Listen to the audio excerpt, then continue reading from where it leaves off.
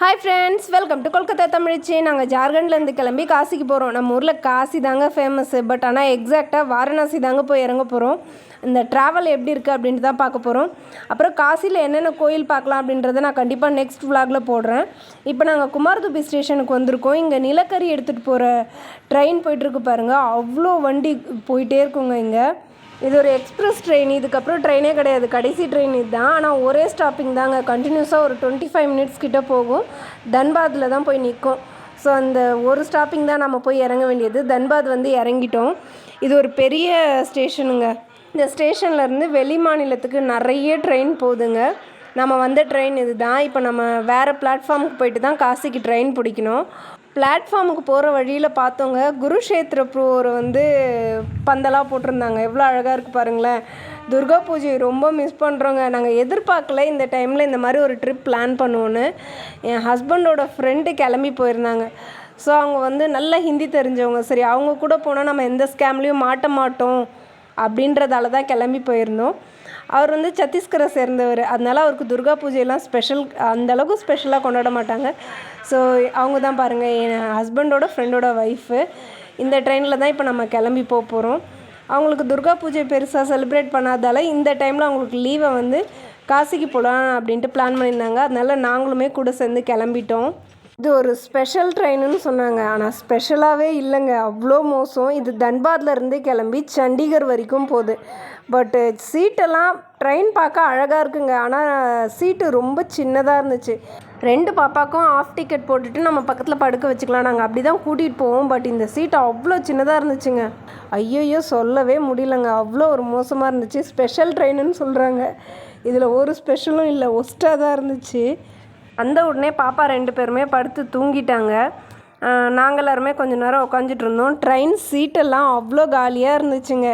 ஏதாச்சும் நான் ஒரு சீட்டு நம்ம படுத்துக்கலாம் அப்படின்ட்டு யோசித்தேன். அதுக்கப்புறம் யாராச்சும் வருவாங்களோ அப்படின்னு சொல்லிட்டு நாங்கள் எங்கள் சீட்டையே யூஸ் பண்ண ஆரம்பிச்சிட்டோம். வாஷ் பேஷன்லாம் தண்ணியே வரலைங்க. என்ன ட்ரெயினுன்னு எனக்கு ஒன்றும் புரியல.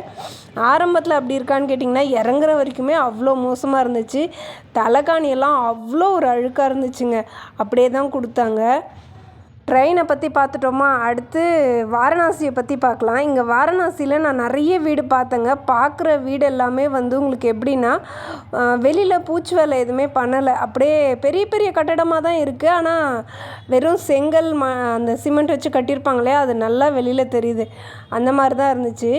நீங்கள் பாருங்களேன் எவ்வளோ வீடு அதே மாதிரியே இருக்குன்ட்டு. நைட்டு முழுக்க சரியான தூக்கமே இல்லைங்க. ஆனால் ட்ரெயின் பார்த்தா என்னமோ காலியாக தான் இருக்குது. நாங்கள் வேறு ஏதாச்சும் ஒரு சீட்டை கூட ஆக்குப்பை பண்ணி தூங்கியிருக்கலாம் போல். பட் ஆனால் அதை நான் பண்ணாமல் விட்டுட்டேன். அது என்னோட தப்பு தான். ஒரு வழியாக கங்கை நதியை பார்த்துட்டோங்க. இதை வந்து நமோகாட் அப்படின்னு சொல்கிறாங்க. அதாவது கை வணங்கி கும்பிட்டுட்டு இருக்கா மாதிரி ஒரு ஸ்டாச்சு வச்சுருக்காங்க.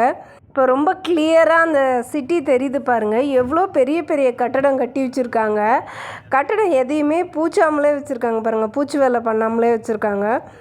பெருசு பெருசாக இருக்குது. என்னென்னு கேட்டால் உள்ளே சூப்பராக இருக்கும், வெளியில் எந்த மாதிரி தான் இருக்கும் அப்படின்ற மாதிரி சொல்கிறாங்க.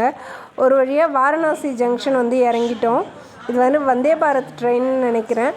ஸோ அது எல்லாமே நின்றுட்டுருக்கு. அது பக்கத்துலலாம் நின்று 1-2 ஃபோட்டோ எடுத்துக்கிட்டு கிளம்பிட்டோம். தன்பாத் ஜங்ஷனில் இந்த மாதிரி எக்ஸ்கலேட்டர் அந்த மாதிரிலாம் எதுவும் இல்லை. பட் இங்கே இருந்துச்சு. வெயிட்டு தூக்கிட்டு போகிறதுக்கு ஒரு கஷ்டமும் இல்லை. அது எல்லாமே அழகாக எக்ஸ்கலேட்டரில் வச்சு தூக்கிட்டு கிளம்பியாச்சு. ஸ்டேஷன் எப்படி இருக்குது பாருங்கள். கோயில் மாதிரியே இருக்குங்க. கோயில் மாதிரியே கட்டி வச்சுருக்காங்க. அவ்வளோ அழகாக இருந்துச்சு. பார்க்குறதுக்கு 2 கண்ணு பத்தலை. வெளியில் வந்து பார்த்தா இந்த மாதிரி தாங்க இருக்குது. இங்கே வந்து ஹிந்தி, இங்கிலீஷ், அதுக்கப்புறம் உருதுவில் கூட நேம் போர்டு வச்சுருக்காங்க. என்ன ரீசன் உருதுலேயும் வச்சுருக்காங்க அப்படின்ட்டு நீங்கள் சொல்லுங்கள். ஒருவேளை உத்தரப்பிரதேஷில் உருது நிறைய பேசுவாங்களே, என்னென்னு எனக்கு தெரியல. அப்படியே நாங்கள் கிளம்பிட்டோம் ஆட்டோ பிடிச்சி. இங்கேருந்து நேராக ஹோட்டலுக்கு விட சொல்லியிருக்கோம். வாரணாசி ஸ்டேஷன்லேருந்து 2-3 கிலோமீட்டர் தூரத்தில் தான் இப்போ நம்ம போகிற ஹோட்டல் இருக்குது. ஹோட்டலோட நேம் வந்து ஹோட்டல் சி ஈஸ்டா. அந்த ஹோட்டல் தான் புக் பண்ணியிருந்தோம். அதுக்காக எவ்வளோ பே பண்ணியிருந்தோன்னா 1350 ரூபாய் கிட்ட வருதுங்க. நீங்கள் காசி போனீங்கனாலும் கண்டிப்பாக இந்த ஹோட்டலில் ஸ்டே பண்ணி பாருங்கள். நான் எல்லா டீட்டெயில்ஸும் கொடுக்குறேன். Phone number, address, hotel name எல்லாமே கொடுக்குறேன்.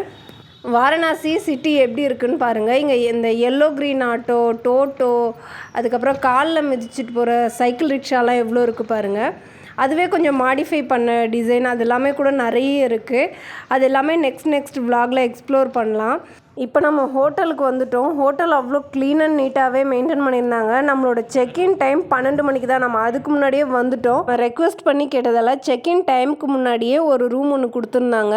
நீங்கள் கிளம்புறதுக்கு இந்த ரூமை யூஸ் பண்ணிக்கோங்க, அதாவது குளிச்சுட்டு ரெஃப்ரெஷ் ஆகிட்டு போகிறதுக்கு இந்த ரூமை யூஸ் பண்ணிக்கோங்கன்னு சொல்லி ஒரு ரூம் கொடுத்துருந்தாங்க.